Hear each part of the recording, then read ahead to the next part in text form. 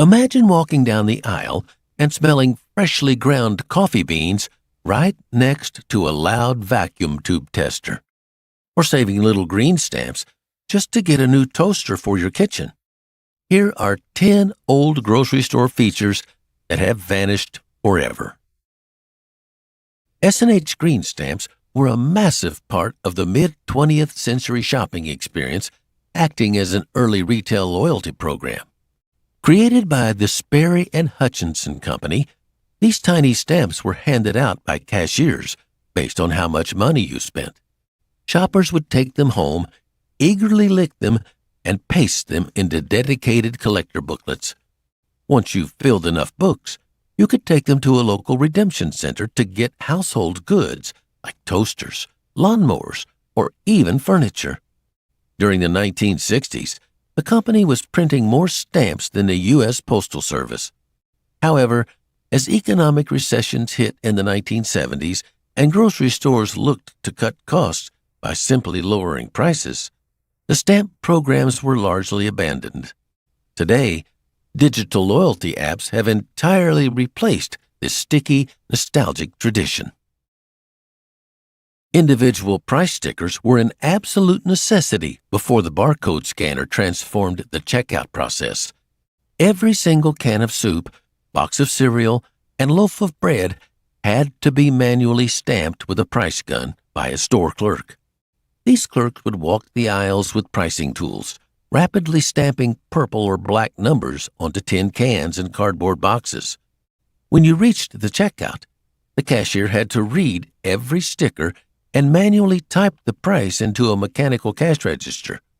This process was incredibly labor-intensive and left plenty of room for human error.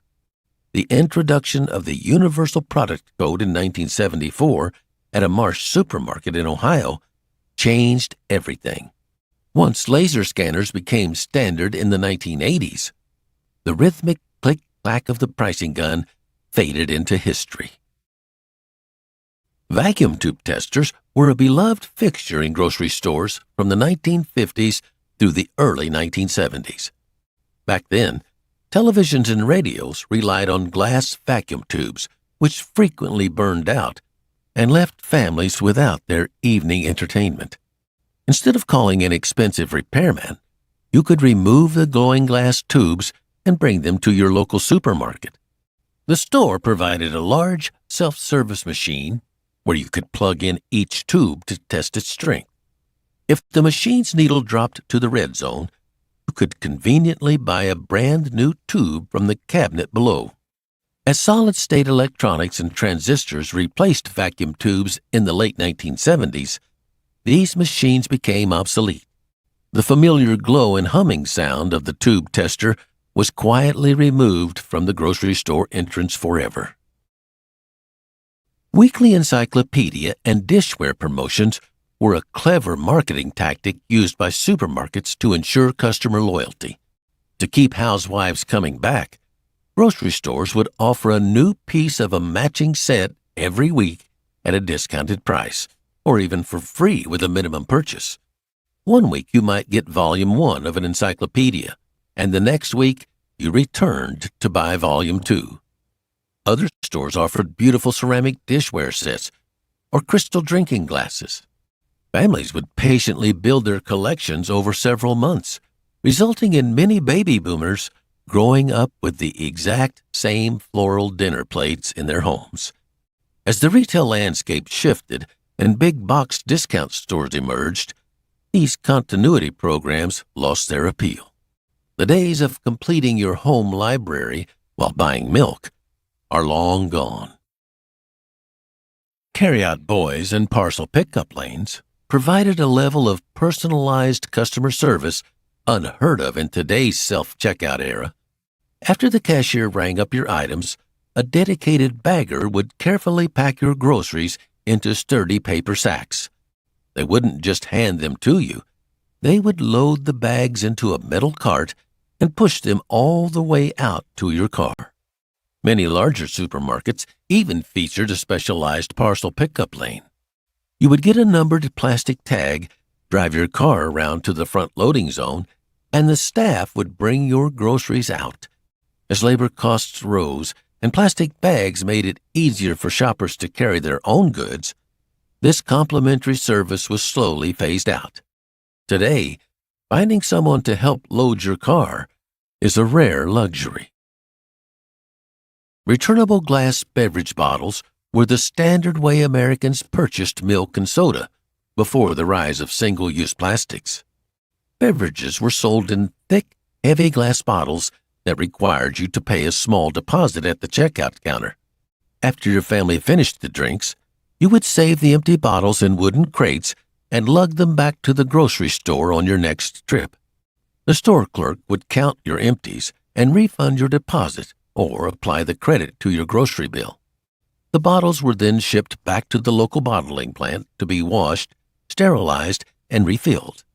This closed-loop recycling system was highly efficient, but incredibly heavy for expanding national brands.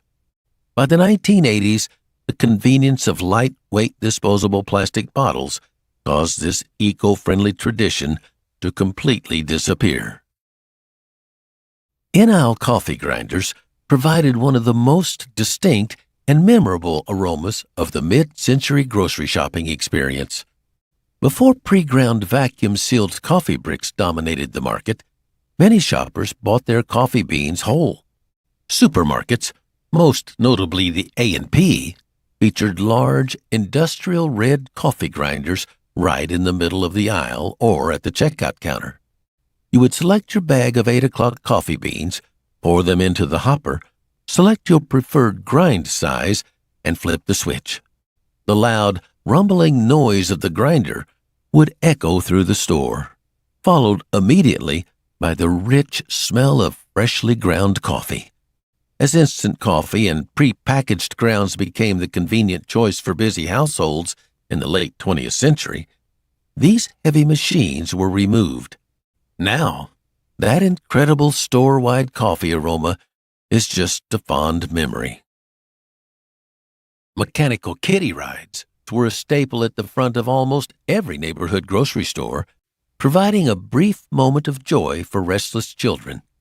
For just a shiny penny, and later a nickel or a dime, kids could climb onto a mechanical horse, a miniature fire engine, or a futuristic rocket ship. The most famous of these was Sandy the Mechanical Horse, which became an iconic symbol of American childhood in the 1950s and 60s. Parents would use the promise of a ride as a bribe to keep their kids well-behaved while navigating the aisles. The ride would buck and sway for about a minute, giving parents a brief rest. Over time, maintenance costs and liability concerns caused these charming machines to vanish. Today, finding a working mechanical horse outside a supermarket is incredibly rare. Cigarette vending machines were once a completely normal sight in the lobbies and vestibules of grocery stores across the country. These large, brightly lit mechanical boxes featured rows of pull knobs or push buttons, each corresponding to a different brand of tobacco. You simply dropped in your coins, pulled the heavy metal knob, and a fresh pack of cigarettes would drop into the dispensing tray. There were no age verification cameras or ID scanners. Anyone with enough loose change could make a purchase, making them a frequent target for curious teenagers. As public awareness of health risks grew, strict federal and state regulations were enacted to restrict underage access to tobacco. By the 1990s, laws required cigarettes to be kept strictly behind the counter, rendering these unregulated vending machines illegal in places accessible to minors. Butcher shop sawdust floors were a practical and traditional feature found in the meat departments of older independent grocery stores. Before prepackaged styrofoam trays and plastic wrap took over, the store butcher would cut, trim, and wrap your meat to order right in front of you. To keep the work area safe and clean, a thick layer of fresh wood sawdust was scattered across the floor behind the meat counter. The sawdust was incredibly effective at absorbing spilled blood, water, and slippery fat, providing traction for the butcher's boots. At the end of the day, the soiled sawdust was simply swept up and replaced with a fresh layer for the next morning. As health department regulations tightened and modern tile floors became the sanitary standard, the use of sawdust was banned, ending a rustic neighborhood tradition. So, if you could bring back one feature from these old grocery stores, what would it be? Drop a comment down below to tell us your favorite supermarket memory.